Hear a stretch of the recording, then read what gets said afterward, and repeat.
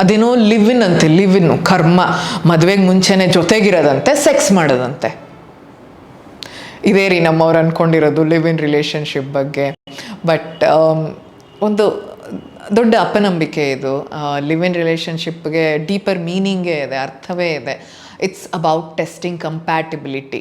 ಈಗ ನಿಜವಾಗ್ಲೂ ನಾವೊಬ್ಬರ ಜೊತೆಗಿದ್ದು ದಿನಚರಿಯನ್ನು ನಾವು ಸಾಗಿಸ್ಬೋದಾ, ನಮ್ಮ ಜಾಗದಲ್ಲಿ ಒಬ್ಬರಿದ್ದಾಗ ಅವ್ರ ಜೊತೆ ಖುಷಿಯಾಗಿ ಬದುಕ್ಬೋದಾ. ಇಟ್ಸ್ ಅಬೌಟ್ ರೆಸ್ಪಾನ್ಸಿಬಿಲಿಟೀಸ್, ಯಾರು ಅಡುಗೆ ಮಾಡ್ತಾರೆ, ಯಾರು ಕ್ಲೀನ್ ಮಾಡ್ತಾರೆ, ಯಾರು ಮನೆ ಮ್ಯಾನೇಜ್ ಮಾಡ್ತಾರೆ, ಇನ್ನದೆಲ್ಲ ತಿಳಿಯುತ್ತೆ. ಇಟ್ಸ್ ಅಬೌಟ್ ಫಿನಾನ್ಸಸ್, ದುಡ್ಡು ಎಷ್ಟು ಶೇರ್ ಆಗ್ತಾ ಇದೆ ಇಲ್ಲಿ, ಯಾರು ಸೇವಿಂಗ್ಸ್ಗೆ ಮುಖ್ಯತೆ ಕೊಡ್ತಿದ್ದಾರೆ, ಯಾರು ಖರ್ಚು ಹೆಚ್ಚಿಗೆ ಮಾಡ್ತಾ ಇದ್ದಾರೆ ಅನ್ನೋದು ಅರ್ಥ ಆಗುತ್ತೆ. It's about conflicts. ಈಗ ಈ ಥರ ದುಡ್ಡಿಂದ ಏನೋ ಆರ್ಗ್ಯುಮೆಂಟ್ ಬಂತು ಅಂದಾಗ ಹೇಗೆ ಡೀಲ್ ಮಾಡ್ತೀವಿ ವಿತೌಟ್ ವಾಕಿಂಗ್ ಅವೇ ಗೊತ್ತಾಗುತ್ತೆ.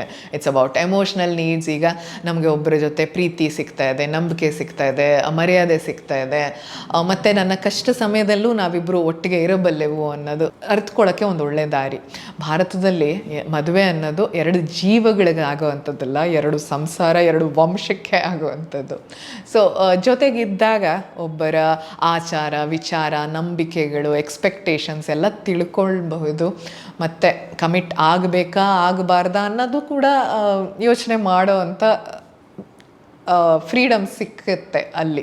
ಸೊ ಒಂದೇ ಒಂದು ಸತಿ ಒಬ್ಬರನ್ನ ಮೀಟ್ ಮಾಡಿ ವಾವ್ ಎಷ್ಟು ಚೆನ್ನಾಗಿದ್ದಾರೆ, ಇವರೇ ನನ್ನ ಗಂಡ ಅಂತ ತಿಳ್ಕೊಳ್ಳೋದಕ್ಕಿಂತ, ಇವರೇ ನನ್ನ ಹೆಂಡತಿ ಅನ್ನೋದಕ್ಕಿಂತ ಮಲ್ಟಿಪಲ್ ಡೇಟ್ಸಲ್ಲೂ ಗೊತ್ತಾಗಲ್ಲ. ಎಷ್ಟೋ ಸರಿ ಹಾಲಿಡೇ ಟ್ರಿಪ್ಪು ಅಂತ ಅದೆಲ್ಲ ಹೋದಾಗ ಅದೆಲ್ಲ artificially created situations. Everybody puts across their best face.